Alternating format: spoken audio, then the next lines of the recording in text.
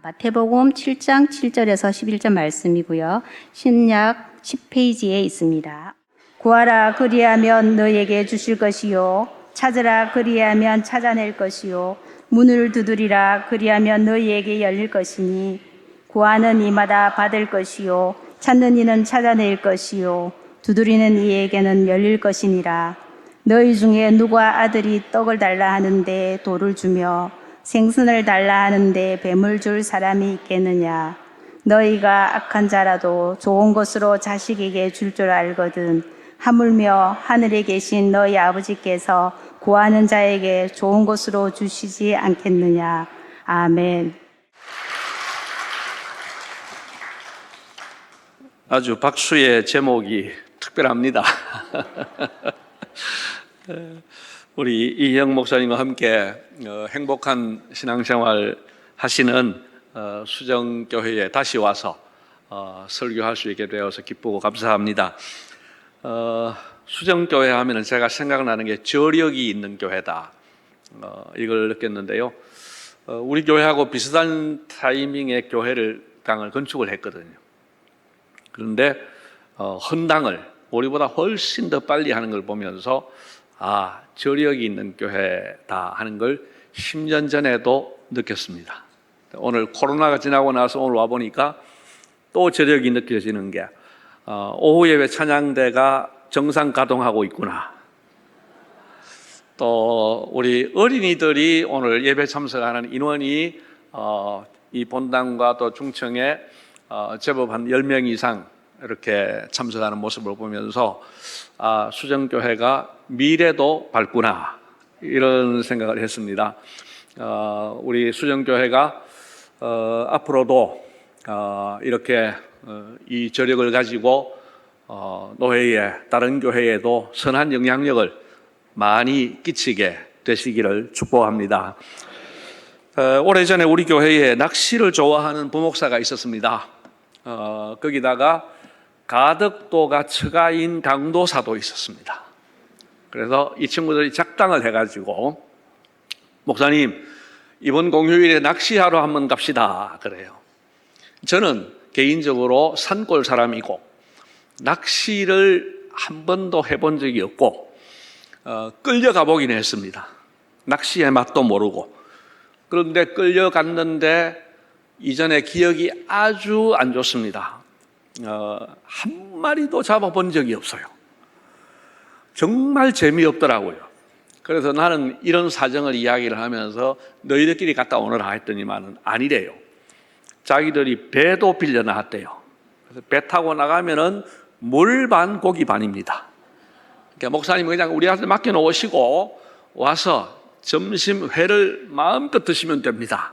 그렇게 이야기를 하는데 안 갈 수가 없더라고요. 그래서 갔죠. 그런데 혹시나 하고 갔는데 역시나 어떻게 짠 듯이 한 마리도 안 잡히는 거예요. 배를 타고 나가 놓으니까 또 멀미까지 나더라고요. 이걸 미리 예측을 했는지 강도사의 장모님께서 회를 딱 집에 준비를 해 놓으셨더라고요. 다행히 회는 맛있게 먹고 왔습니다. 제가 그 부목사한테 한번 물었습니다. 이렇게 재미없는 낚시를 왜 하냐?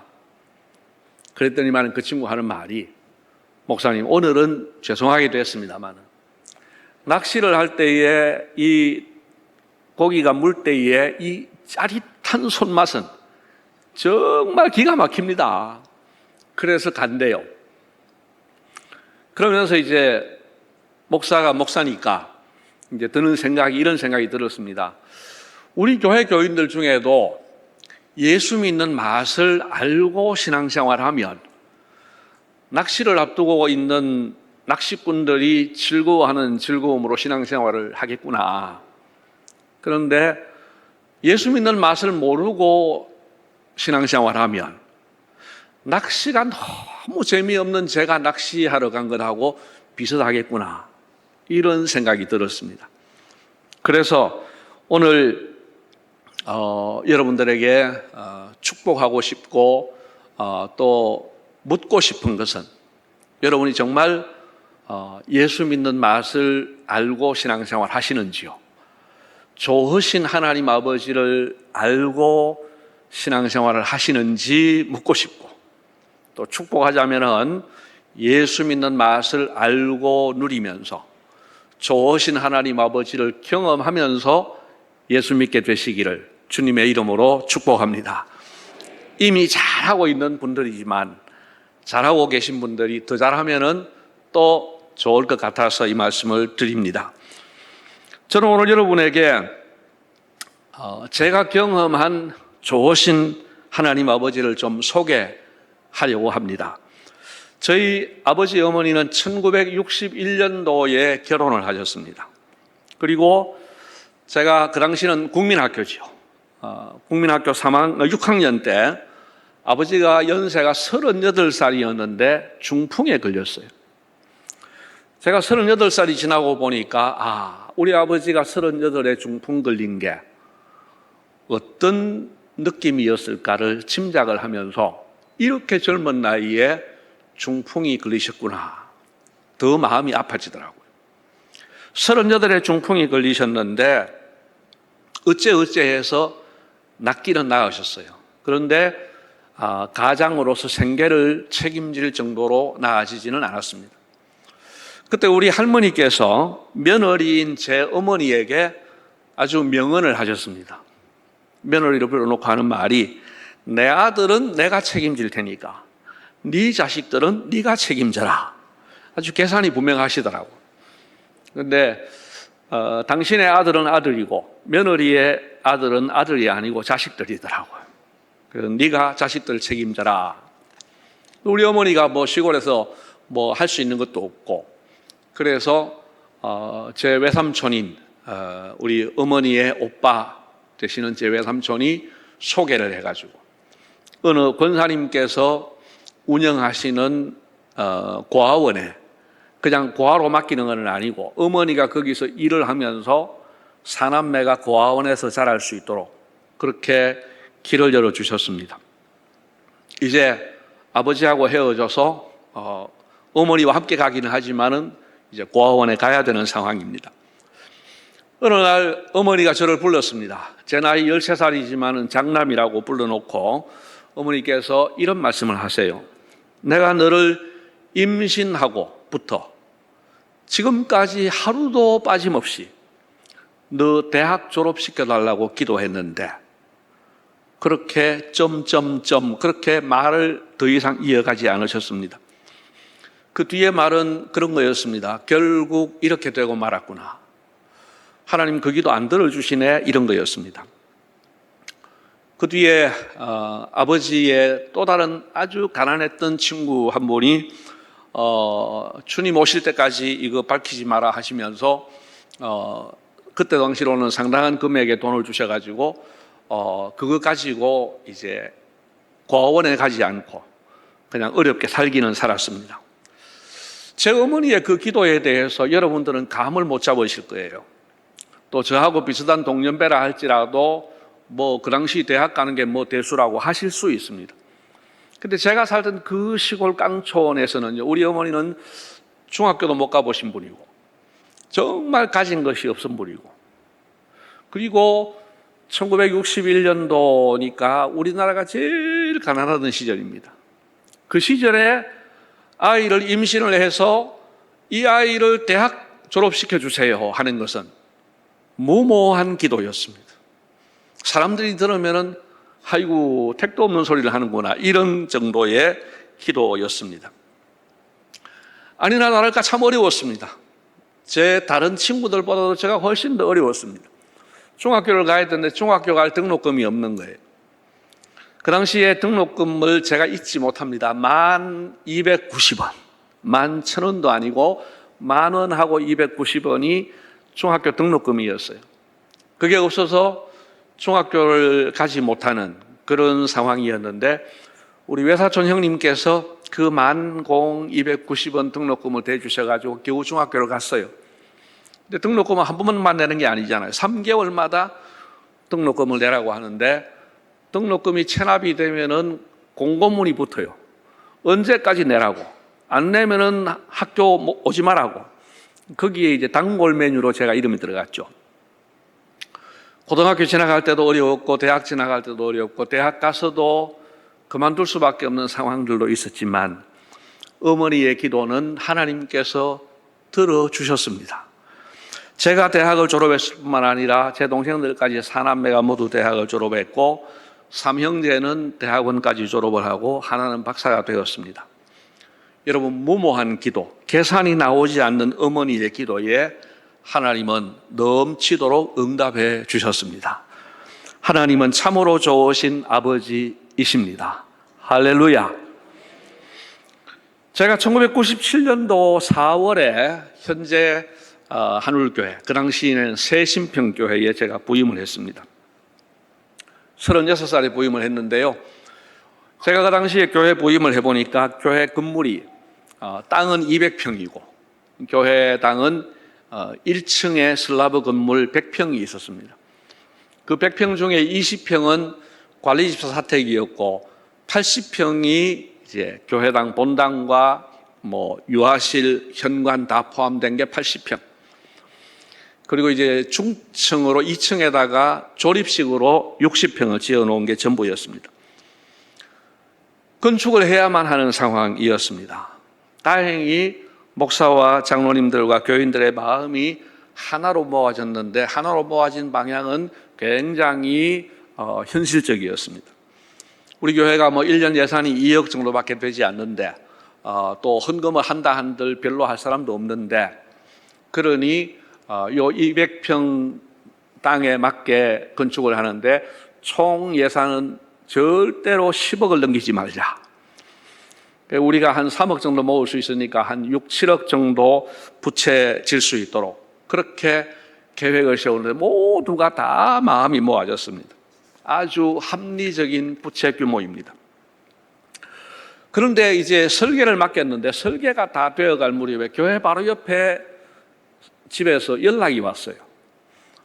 땅을 좀 사라고. 90평짜리 땅이 땅값도 200만 원씩 밖에 안 하면서 이걸 사라는 거예요. 근데 제가요, 어느 정도 빚을 겁을 냈느냐 하면은 이걸 가지고 제가 장로님들한테 의논도 안 했어요. 이거 사면은 빚죠? 그러니 빚지면 안 돼. 그래서 장로님들하고 의논도 안 하고 이걸 거절하고 있었습니다. 근데 어느 날 장로님이 전화가 오셨어요. 목사님, 옆집에서 땅 팔라 한다면서요? 예, 그렇습니다. 근데 왜 말씀도 안 하세요? 그럼 우리가 빚이 많이 져서 안 되잖아요. 그러니까 목사님, 오랜 경험에 의하면은 건축을 한 층을 안 하더라도 땅을 사야 됩니다. 그 땅을 샀어요. 그리고 나서 또 옆에 땅이 115평짜리가 있는데 이 땅은 비싼 땅이에요. 근데 이 땅에 이제 주인에게 연락을 해서 좀 협조를 구할 일이 있어서 전화를 했어요. 했더니만은 대뜸 하는 말이 땅 좀 사세요 이러는 거예요. 그렇게 땅을 사면은 여기 저를 위해서 준비를 해 놓았네요. 이렇게 네모 반듯하게 되어지는데 우리 땅은 이렇게 좁고 길게 200평이었어요. 근데 여기에 90평을 샀어요. 여기 도로변이에요. 115평을 딱 사면은 딱 사각형이 되는 거예요. 근데 이거 살 돈이 없는 거예요. 그래서 사라고 하는데 우리는 돈이 없습니다 했더니만은 싸게 줄 테니까 사라 그래요. 그래도 비싸요. 감당이 안 돼요. 그래서 이제 포기를 했습니다. 근데 어느 날 기도를 하고 새벽에 기도를 하는데 그 땅이 그 주차장으로 임대 사업을 하고 있는 거예요. 임대를 해서 주차장 사업을 하는데 가만히 생각하니까 그 땅을 사고 이자가 나가는 거는 우리도 주차장 사업을 하면 되겠다. 이제 이런 생각이 좀 들더라고요. 그리고 의논을 했더니만 다 좋대요. 공동회까지 했어요. 사기로 했어요. 근데 어느 집사님이 발언을 하기를, 지금 장로님이신데, 목사님, 이웃 교회는 주차장을 무료로 제공하는 교회도 있는데 우리가 교회가 주차장 사업하면 되겠습니까? 땅을 사기는 사는데 주차장을 하지 맙시다. 말은 좋잖아요. 말은 좋은데 그러고는 하니까 벌써 땅값이 6억 이상 넘어가는 거예요. 그래가지고 2003년 6월에 입당을 했는데요. 10억을 목표로 한 게 30억이 됐어요. 부채가 25억 이상이 되었어요. 1년 예산이 2억 조금 더 되는데 이자만 월 1,300만 원이 나가는 거예요. 그러니 모두가 부도난다. 저 젊은 목사가 와가지고 큰일 났다 그러고 있어요. 제가 봐도 큰일이에요. 기도를 했을까요? 안 했을까요? 찬양대원 여러분. 기도했겠죠. 기도를 못했어요. 왜냐하면 제가 기도를 하려고 앉아서 하나님 우리 교회당 부채 뭐 이렇게 이야기를 하려고 하는 순간에 하나님께서 제 마음속에 너무 또렷하게 이렇게 말씀하시는 거예요. 마음에 주시는 음성이에요. 제 목사, 이 교회가 네 교회냐 내 교회냐? 그거야 하나님 교회죠. 그 다음 말씀이 그런데 왜 네가 걱정하냐? 교회 부채는 주인인 내가 책임질 테니까 종인 너는 네 할 일만 잘해라. 할렐루야. 그 당시에 얼마나 마음이 편안한지. 저는 사실은 그런 정도로 생생한 주님의 음성을 별로 못 들어봤어요. 그런데 그때는 너무 생생하게 마음속에 그렇게 확신으로 주셨어요.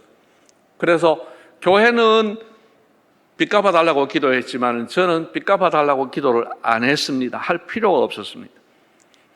시간은 오래 걸렸지만은 하나님께서 그 빚을 다 갚아주셨습니다. 할렐루야. 여러분들보다 늦기는 했지만 코로나 전에 그래도 헌당하고 지금까지 올 수 있었습니다. 내가 책임질 테니까 너는 걱정 말고 네 할 일이나 잘해라. 기도해보지도 못하고 기도 응답을 먼저 받았습니다. 할렐루야. 그런 일도 있더라고요. 그 기도할 필요 없다. 내가 미리 응답하노라. 여러분, 이 하나님 참 좋으신 아버지이신 줄로 믿습니다. 정말 좋으신 아버지입니다. 그런데 저에게 이렇게 좋은 일만 있었던 것은 아닙니다. 저에게는 항상 남모르는 고민이 있었습니다. 제가 1987년도에 결혼을 했는데 결혼한 지 몇 달이 지나지 않아서 아이가 임신이 됐는데 제 아내가 이런 이야기를 합니다. 내가 사모가 된 것은 결정을 잘못한 것 같아. 그렇게 이야기를 해요. 뭔 소리냐고 청천벽력 같은 이야기라서 물으니까 자기 아버지가 알코올 중독자였는데 뭐 가정에서 폭력이 난무하고 이런 가운데서 자라는 가운데 교회 목사님을 보니까 가정이 너무 평안해서 그래서 목사 사모가 되면은 남편이 술도 안 마시고 가정폭력도 없이 저렇게 잘 살겠구나, 행복하겠구나 그런 생각을 가지고 사모가 돼야 되겠다라고 꿈을 꾸었다는 거예요. 그런데 22살에 결혼을 하고 보니까 이게 자기가 사모 체질이 아니라고 새벽 기도도 못 해먹겠고 또 얼굴에 치장도 해야 되겠고 미니 스커트도 입고 싶은데 나는 이거 사모 못 해먹겠다고 이야기를 했습니다. 저도 그 당시 26밖에 안 됐는데 참 고민이 많이 되었습니다. 달래주고 잘해주고 그렇게 해서 전도사 생활 마치고 군목 생활도 마치고 부목사 생활도 마치고 담임 목사도 되었습니다. 그런데 제 아내는 주기적으로 이혼을 요구해 왔습니다. 뭐 계속 지속적인 건 아니에요. 이혼을 요구를 했다가 또 좀 달래주고 이렇게 하다 보면은 또 뭐 몇 개월이 지나가기도 하고 또 몇 년이 지나기도 하고 그러다가 또 이혼을 요구하고 이런 패턴으로 10년을 지내온 거죠. 10년 가까이. 그래서 저는 근본적으로 목회에 대한 고민이 있었습니다. 무슨 고민이냐 하면은 하나님이 나를 목사로 불러주신 것도 아닌데 내 혼자 나선 것은 아닌가. 만약에 하나님께서 불러주셨다고 하면 내 아내가 이럴 수는 없잖아. 그러면서 고민을 많이 했습니다. 그런데 아이들이 크고 나니까 제 아내가 밖으로 나돌고 이제는 본격적으로 이혼을 요구를 했습니다. 그래서 저도 이제는 결단을 해야 되는 상황이다 싶어서 목회를 그만두겠다고 했습니다. 왜냐하면 이혼을 하면은 가정도 깨지고 목회도 안 되니까 가정이라도 지키는 것이 좋겠다. 그래서 목회를 하지 말고 우리 결혼 생활을 유지하자고 했습니다. 근데 제 아내는 그것도 거절했습니다. 왜냐하면은 목회밖에 모르는 사람이 목회를 안 하고 나를 어떻게 책임질 거냐고. 그러니 이혼이 답이라고 했습니다. 그때 저는 하나님 앞에 이렇게 기도할 수밖에 없습니다. 하나님, 차라리 저를 좀 데려가 주세요. 저한테 남은 것이라고는 딸 둘과 이 교회밖에 없는데 이 우리 가정이 이혼이 되면은 이 딸들이나 교회는 어떻게 됩니까? 차라리 저가 일찍 가면은 이거 별로 문제가 안 되고 묻히지 않겠습니까? 결혼 후에 늘 아내를 위해서 기도해왔고 특별히 본격적으로 방황하던 3년 동안 간절히 기도했는데 하나님은 그냥 그 일에 대해서는 거절하셨습니다. 아내는 떠나고 말았습니다. 떠나고 나서 저는 대학 1학년인 큰딸과 의논을 했습니다. 이런 경우에 계속 목회는 어렵다. 물론 불법 이혼은 아니지만은 이혼한 목사를 목회하게 할 교회는 없다. 그리고 청빙할 교회도 없다. 그러니 네가 공부는 좀 하니까 너는 과외해서 한 달 100만 원 벌 수 있겠냐? 아빠는 아무리 생각해봐도 안 해봤지만 택시 기사 하면 100만 원은 벌 수 있을 것 같으니까. 그래서 우리 200만 원 가지고 세 식구 한번 살아보자 그랬습니다. 괜찮대요. 그래서 든든한 우군을 데려놓고 그 다음에 이제 당회에 오픈을 했습니다. 장로님이 5분 계셨는데요. 장로님 한 분이 그렇게 말씀하셨습니다. 목사님, 그동안 정말 고생 많으셨습니다. 사모님에 대한 건의를 드려도 안 들어주셨는데 이제는 이해가 됩니다. 그러면서 5분 장로님이 똑같이 목회는 계속 하셔야죠. 목회해 주십시오. 그렇게 말씀하셨습니다. 전 교인들에게 오픈하기는 그랬고 그래서 중직자들 모이고 재직회까지 모여서 만장일치로 계속 목회를 결정해 주셨습니다. 단 2주 만에. 그래서 2006년도에 제가 이혼을 하고 2007년도에 재혼을 하고 이제 17년 지나서 18년째 시무를 하고 있습니다. 그러고 나서 제가 하나님 앞에서 가졌던 생각은 하나님, 이제는 다시는 하나님이 안 불러주셨는가 생각하지 않겠습니다. 이렇게 확실한 소명의 증거를 주셨는데 하나님 확실히 저를 목회자로 부르셨습니다. 그러니 이제 고민하지 않고 정말 하나님께 감사하면서 목회하겠습니다. 그랬습니다. 여러분, 하나님은 저의 기도를 거절하셨지만 거절하시는 대신에 그 후의 일을 다 완벽하게 준비해 주셨습니다. 피를 말리는 3년 동안 하나님께서 놀라울 만큼 저에게 감당할 힘을 주셨습니다. 그때가 제 평생에 제일 하나님과 가까웠던 것 같습니다. 이후에도 풍성한 은혜를 주셨습니다.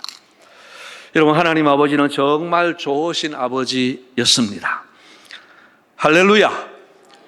이 세 가지 경험하면서 60년이 넘는 인생을 살아왔습니다. 기도의 내용도 다양했지만 응답의 패턴도 다양했습니다. 어떤 기도는 아예 못하게 했습니다. 어떤 기도는 거절하셨습니다. 그러나 결과는 다 좋은 방향이었습니다.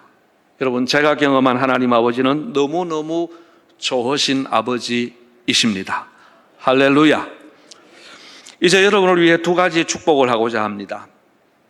이렇게 좋으신 아버지 하나님을 여러분들도 체험하시기를 축복합니다. 더 나아가서 이 좋으신 하나님 아버지를 여러분의 자녀들도 체험하도록 부모 되신 여러분께서 도와주시기를 축복합니다. 여러분에게 하나님은 어떤 분이십니까? 여러분의 하나님 아버지는 별로 안 좋으신 분입니까? 혹은 여러분의 하나님 아버지는 어떤 분인지 잘 모르시겠습니까? 저의 좋으신 하나님 아버지는 여러분에게도 좋으신 하나님 아버지이십니다. 그것을 경험하셔야 됩니다. 어떻게 경험하면 되겠습니까? 제가 국민학교 5학년 때쯤이요, 자전거를 배운 경험이 있습니다. 아이가 타기에는 큰 짐 자전거를 그거밖에 없어서 그걸 끌고 이제 운동장으로 갔습니다. 가는데 우리 아버지가 얼마나 바쁘셨는지 따라가 주지 않고 딱 한 말씀만 하시더라고. 얘야, 자전거를 타다가 넘어지는 일이 생기면은 넘어지는 방향으로 핸들을 돌려야 돼. 그 한마디 하셨어요. 근데 그게 저는 이해가 안 됐어요. 아니, 왼쪽으로 넘어지려고 하면 오른쪽으로 돌려야지. 어떻게 넘어지는 방향으로 돌리면 더 잘 넘어지지? 이 생각을 가지고 운동장에 갔어요. 가서 해봤어요. 왼쪽으로 넘어지려고 하는데 보란 듯이 오른쪽으로 꺾었더니만은 결과는 까다당 하는 거예요. 이렇게 넘어지기를 한 20-30번은 한 것 같아요. 그러다가 이제 포기를 하고 마지막에 아이고 미쳐도 본전이니까 우리 아버지 시키는 대로 한번 해보자. 그래서 넘어지는 방향으로 핸들을 돌려봤는데 이게 되는 거 있죠. 그러면서 저 마음속에 탄성이 나온 게 뭐냐면 되네 하는 거였습니다. 우리 아버지 말씀대로 하니까 되네 이게 있었습니다. 여러분, 예수 믿는 것도 마찬가지입니다. 하나님의 말씀대로 살면 안 될 것 같아요. 그런데 해보면 되네 이 고백이 나온다 이 말씀입니다. 여러분이 11조 생활했던 거 기억해 보세요. 11조 하기 전에 11조 하고 어떻게 살림 살까? 안 된다 싶었지만 해보니까 되네 이 경험이 있어서 지금까지 11조 하지 않습니까? 마찬가지로 모든 부분에 여러분 하나님 말씀에 대해서 되네 이 경험과 이 체험이 여러분에게 있기를 축복합니다. 한번 해보십시오. 해보면 구체적으로 해보면 되네 이게 있습니다. 그러면은 그게 나에게 정말 행복한 체험이 되더라 이 말씀입니다. 기도 응답도 그렇습니다. 기도 응답을 실제로 기도 제목을 기록하고 기도 응답된 것을 한번 기록해 보십시오. 그러면은 기도가 진짜로 응답되네 이런 것들을 경험하게 됩니다. 그렇게 경험하면은 정말 기도는 좋은 것이구나 이것을 알 수가 있습니다. 여러분도 하나님 말씀을 순종해 봄으로써 좋으신 아버지를 경험하시기를 바랍니다. 그래서 그 좋으신 아버지 하나님으로 인해서 항상 기뻐하고 행복한 신앙생활 하시기를 주님의 이름으로 축복합니다. 저는 나이 50이 되기 전에 유언을 준비해 두었습니다. 그 유언의 내용은 예수님을 잘 믿어라 하는 겁니다. 이것이 중요합니다. 그냥 왔다 갔다 하지 말고 제대로 확실하게 경험적으로입니다. 그러면 다른 문제는 다 하나님이 책임져 주신다고 약속하셨기 때문입니다. 여러분 잘 아시는 마태복음 6장 33절 그런즉 너희는 먼저 그의 나라와 그의 의를 구하라 그리하면 그 다음에 뭐지요? 이 모든 것을 너희에게 더하시리라. 여러분 그 약속대로 주님께서 우리의 인생을 책임져 주실 줄로 믿습니다. 여러분 우리 모두는 우리의 자녀들이 예수 잘 믿기를 원하지요. 그렇다면 우리는 반드시 행복한 신앙생활을 하셔야 됩니다. 자신을 위해서도 행복한 신앙생활을 해야 되겠지만은 자녀들을 위해서라도 내 신앙생활이 행복해야 됩니다. 여러분 생각해 보십시오. 부모의 신앙생활, 특히 교회 생활이 행복하지 않으면 오늘도 예배 드리고 집에 와가지고 씩씩거리면서 오고 갔다 와서는 전화통 붙들고 목사 욕하고 장로 욕하고 집사 권사 욕하고 이러는 모습을 자녀들이 보면 자녀들이 무슨 생각을 할까요? 저 같으면 그런 생각 같아요. 저런 예수를 뭐하러 믿노? 저런 예수를 뭐하러 믿노? 그 아이들이 중학생, 고등학생까지는 어쩔 수 없지만 대학을 가면서 이제는 자기 주장이 강해지면서 교회를 떠나지 않겠습니까? 그러나 반대로 부모의 신앙생활이 행복하면 혹 떠났다 할지라도 나중에라도 생각하게 됩니다.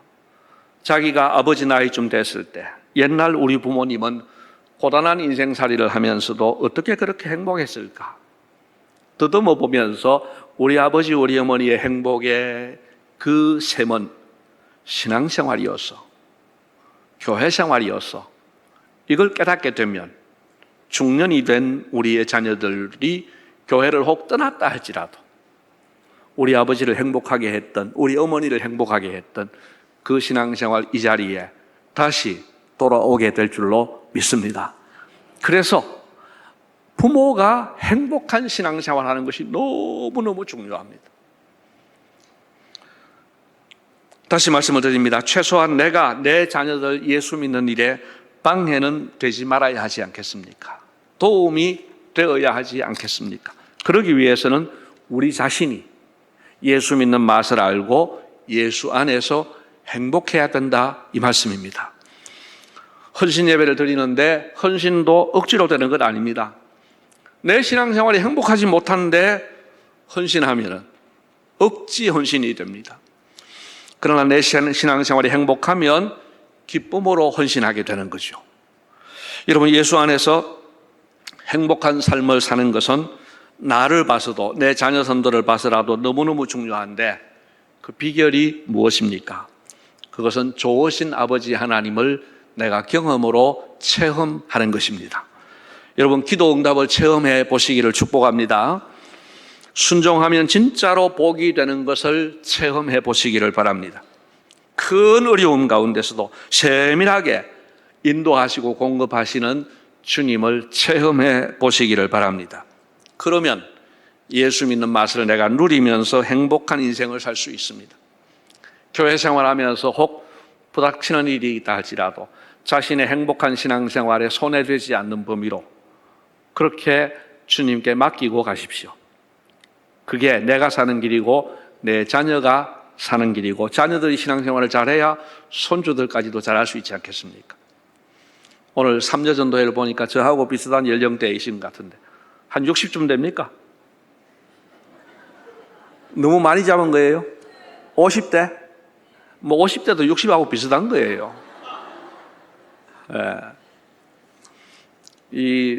이분들이 뭐 연세가 많다고 하는 이야기는 아닙니다. 우리가 이제 자식 키우면서 이제 이만한 나이가 됐는데 정말 우리가 행복한 신앙생활을 하는 것이 너무너무 중요합니다. 부디 체험을 통해서 좋으신 아버지 하나님을 확신하고 그 아버지 손잡고 행복한 신앙생활 하시기를 주님의 이름으로 축복합니다.